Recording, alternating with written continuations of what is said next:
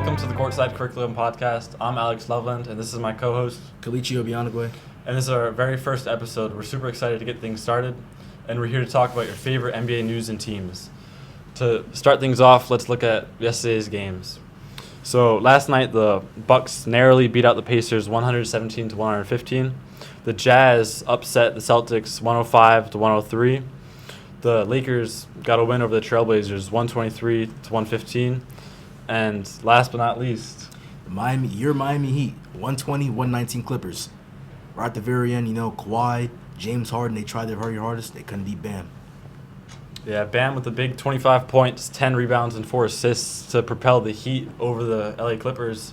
Definitely a big win to get things rolling for the Heat. Moves up to 4-3. Clippers down to 3-3. That's how start. Yeah, for sure. Some notable performances from that game was Kawhi Leonard's 27 points, 4 rebounds, 4 assists, and James Harden's 29, 7, and 8. But those incredible games were unable to propel the Clippers above the Miami Heat. Second quarter, it was looking tough. You can see right here, the Clippers, 88% chance to win. They were up 11 going into halftime, but the Heat, big third quarter, Sure. 41 points in the third quarter, up 1, close at the game. Bam Adebayo, big game for him. Kello Ware, big game for him. Norman Powell continues his great start, 20 points in every game this season. Been a great acquisition by the Heat. Want to add something, Alex? Where do you think the Miami Heat are going to finish towards the end of the season? They've consistently been a play-in team for the past 5, I wouldn't say consistently, right? Obviously we made the finals in 2023 with that run, but no Jimmy Butler. Personally, I think you're still in the play-in that year. I think with Jimmy Butler, I think the trade is going to work out better for us. The Warriors, they're paying him $60 million a year. He's like almost 40, and we got what's his name? Kasparis Sakachonis. I think he's going to be a great player for us. I think he's exactly what we need. But with the Heat, I'm thinking maybe at most 5th seed in the East, 4th, 5th seed. Maybe. I don't see it happening. Right now we're 4th in the East, 4-3. Yeah. And we've had a crazy offense without Jimmy, right? We can run faster paced offense, more transition, right? A lot of young guys. I think we can get a 4th, 5th seed. Maybe 40, 45. Maybe 48 wins. Pull out, see what happens in the playoffs. Maybe first, second round. I don't really see much more than that. Right now, Miami Heat, right, 4-3, 5th seed in the East, right? Not bad. I personally think, right, we're better than the Bulls. Absolutely better than the Bulls. Yeah, I agree. The Bulls' 5-1 start is arguably because of their easy schedule. Yeah. Over the next 5 games, they play some of the best teams in the league, and it's going to be a real test of their ability. I think we're better than the Bulls, Raptors. I think we're better than the Hornets, the current Celtics, the current Pacers, current Wizards, current Nets, absolutely. Maybe you could say, the Hawks and the Magic, but I think we can, go up, pull out above them. Yeah. Cavs, I think, had a tough start. They'll probably rebound. The Knicks have had, they look pretty average. And the Pistons, to me, have always just been, the Pistons would go as far as Kate takes them. Yeah. But I think, the only really, 2 teams, is going to, really top of the East. Actually, not even 2 teams, because the 76ers, you never know with them. Yeah. How they really move. One injury and their season can be over. Even the Bucks, right? If something happens to Giannis, their season's over. So the East is, so volatile. One season you could be 8th seed, next season 1 seed. The Cavs could be consistent. Cavs and Knicks, but, are they really going to be consistent? I believe in a few weeks the Celtics are going to start getting their stuff rolling. I don't think so. Jaylen Brown's your primary ball handler. Jaylen Brown, Derek White, those are two casuals that can propel them forward. Jaylen Brown, I think Jaylen Brown's a good second option. I just don't think Jaylen Brown will ever be a true first option for the team. I don't think he has that that dog in him, as they say. Yeah. He also his game is too limited. He still can't consistently go left. He's still pretty. Not got great dribbler on his left hand. Yeah, pure shooter. Yeah, he's not consistent enough like Tatum. Tatum's always going to give you 25 a night. Jaylen Brown can't do that. Moving on into NBA players of the season so far, who do you have as your candidate? I think Giannis has absolutely been the best player in the league so far. Besides, maybe Wemby, but last game against the Pacers, right? Big rivals, knocked them out the playoffs. 33 points, made a 3-pointer. Game winner, right? Fadeaway game winner, at the buzzer. Fadeaway game winner at the buzzer. No one else in the Bucks scored over 15 points but Giannis, right? And then Obviously, Larry Markin, 51 points versus the Suns. Yeah, that was 17 of 17 free throws made, 6 3-pointers with the Jazz. The Jazz. carrying them on his back. Name a Jazz player right now besides Lowry. There isn't one. There isn't one? Yeah, There isn't one. I can't tell you anyone else, actually. I've got Austin Reeves so far this season. In the last 6 games, he's dropped 51, 41, 28, 21, and 26, including a 51-point nearly triple-double. He was 1 assist away. And, I mean, he had a game winner over the Timberwolves, floater right at the buzzer. Insane game winner. I mean, he's feeling himself, man. Yeah, insane game winner. He's absolutely feeling himself. Him, Jake LaRavia, Luka Doncic. Yeah. Did they really need LeBron, bro? Yeah. I don't think he'll be able to keep that up, though, with Luka returning from his injury and LeBron coming back later this month. But averaging 30 to start the season from Austin Reeves, that payday is coming. Incredible start. That payday is absolutely coming, bro. Do you see Shai Gilgeous-Alexander repeating as MVP? I don't see Shai repeating as MVP. I think for MVP, right, he needs a narrative. And with Shai, the narrative has turned really hard into him being a free throw merchant. Yeah, I think with how well Wemby's been playing, right, how excited everyone's been playing, if he keeps up a decent level, which I think he can, keeps up this level the entire season, the MVP is going to him. Yeah. Also, you have Giannis, right? Giannis is always going to be Giannis.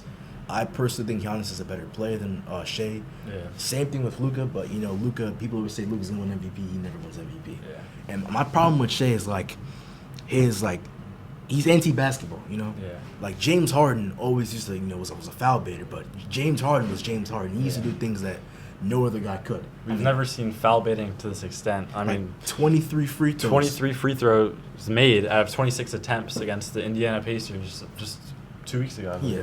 23 free throws out of his 55 absurd. points.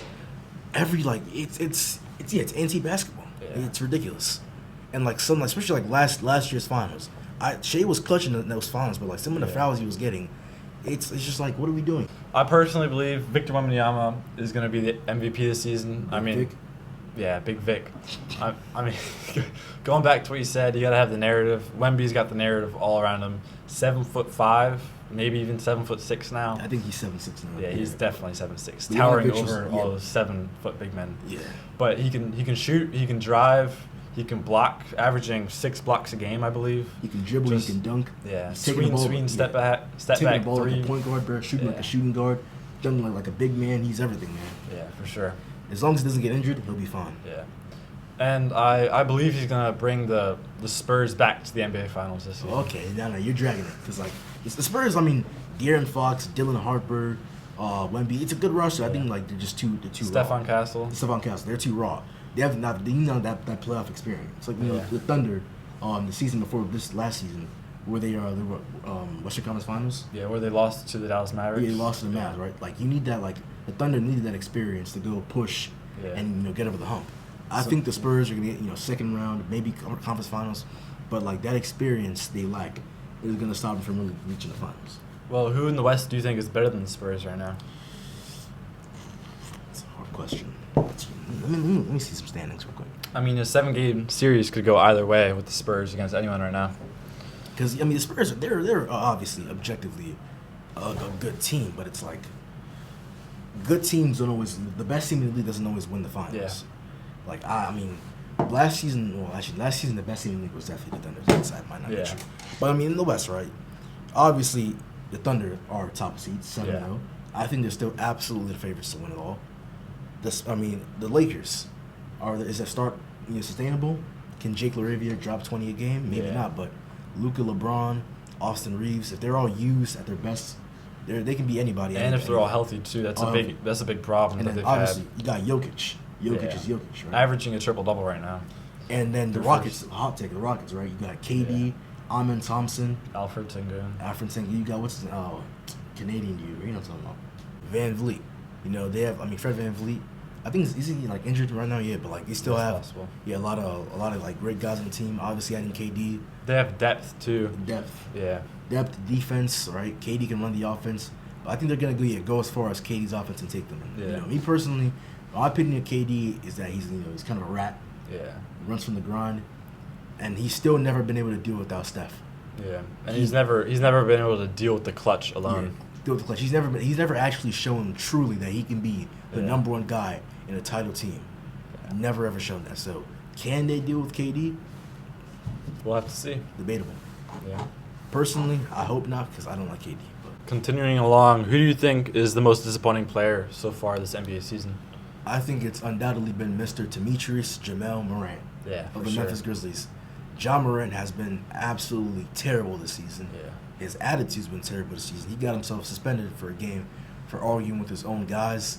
I mean, from thinking about it, last year, the whole gun stuff, the partying. I mean, he wants to pop out of more young boy concerts the game's won, honestly. Yeah. Like, I mean, moving to his 3-point field goal attempts per game over the last 6 games, 0 for 4, 0 for 2, 0 for 6, 3 for 8, 0 for 6, 0 for 4. Yeah, I mean, it's just atrocious. Yeah, he's putting up 39%, 39 from the field goal. It's absolutely awful. He's 5 of 36 in the season from 3. Yeah. 5 of 36. This is not the Ja Morant from 2-3 years ago. Yeah. Dunking, shooting threes, good guy on defense, on the number 1 seed Grizzlies. This is like a Ja who's like he doesn't care anymore. Yeah. He's immature, childish. Someone asked what's your biggest surprise of the season? Personally, I think it's the 76ers. They've had an incredible start to the season. Their backcourt, best backcourt in the NBA right now. You Maxey, have Tyrese VJ. Maxey averaging almost 34, VJ averaging 25 and 5 as a rookie. Small Michael Jordan, Yeah, the generator, generator. Bimini boy, Yo, who are we talking about? Bimini? Bimini, the island he was born, Bahamas. Oh yeah, Bahamas. Ball knowledge Bahamas. right there. He's Bahamian. Who's been your biggest surprise this NBA season? I think a surprise or disappointment would absolutely be the Pelicans. I mean, out of all the teams in the league this season, they're still winless, 0-6. Yeah. The best game they've probably played is overtime loss to the Spurs, which is very sad. And just thinking about it, right? Like, the Pacers, with basically everybody injured, have a win. The Wizards, who are awful, have a win. Yeah. The Nets, who are actually the Nets are the only other winless team. But I mean, the Nets, Yeah. your 2 best players are MPJ and what's his name, Cam Thomas. Yeah, it's not much of a team. Yeah, and just shot chucking, aura farming. The Pelicans, right? They don't have their own first round pick. They traded it to go get Derek Queen, and they've played Derek Queen 17 minutes per game. Yeah. It makes no sense, right? In the case of Zion, he's supposed to be slim now. He's putting up 22, 4, and 6. It's all right numbers, but I mean, you're Zion. And Jordan Poole, besides Zion, no one else is averaging 20. I mean, Jordan Poole has 18. Trey Murphy has 14.5. Jeremiah Fears has 13.7. It's all right. I mean, your best accomplishment being a loss speaks for itself. Yeah, exactly. Overtime loss to the Spurs speaks for itself. I mean, I'm not sure where they go next. You don't have their own first round pick. They can't tank. They don't have their own first round pick. So they're just gonna There's nowhere to go. nowhere to go but down. I think it's clear, but who do you think's the best rookie so far? Yeah, it's not really a contest. I mean, what's his name? Dylan Harper's been playing pretty all right. Yeah. But it's VJ by far. I mean, Yeah. rookie debut, put up 30 points. Your team is undefeated. You're playing like, you're Michael Jordan Jr. Yeah, greatest debut in NBA Yeah, history. NBA history, undoubtedly. VJ has to be the guy. I mean, VJ, absolute monster. If he can keep up this pace, the Sixers might just forget about Joel Embiid. Yeah. And they might be able to forget the fact that, they wasted so many years of Embiid's prime. They get VJ and Maxey in the backcourt. Yeah. That's Shooting over 42% from 3 right now. ridiculous. Just incredible. The Bahamian's gone crazy, man. He's insane. Ending it off, what do you think's the biggest game to look out for in these next couple days? I think, definitely Spurs-Lakers. I mean, the narrative, if LeBron was playing, the narrative would be insane. I mean, Yeah. Current GOAT, undoubtedly, Versus the future GOAT. versus probably a future GOAT. But sadly, Bron's not playing. He'll be back soon, though. Can't be kept down for too long. But yeah, I mean, the narrative's probably pretty clear still now. Like, can Austin Reeves, Luka, he's playing, right? Yeah. Yeah, Luka, Jake LaRavia, Trace Litches, Can they keep up the crazy run right now? Dropping 30, 30, 30 basically every single game. Can the Spurs keep up their crazy run? I mean, Vic, Castle, all those guys in Harper. Those are 2 teams I think could be like maybe in a crazy world, 1 and 2 or maybe 2 and 3 seed in the West. I think the most influential part of the game is going to be if DeAndre Ayton can compete with Wembanyama. Oh yeah, yeah. If Aiden's feeling like some days he can go down with Giannis best of the world. Some days he looks like he wants to go home and play 2K, bro. Looks like he's playing for the Shanghai Yeah, Sharks. he has more interest in his my career than his real career sometimes. Yeah.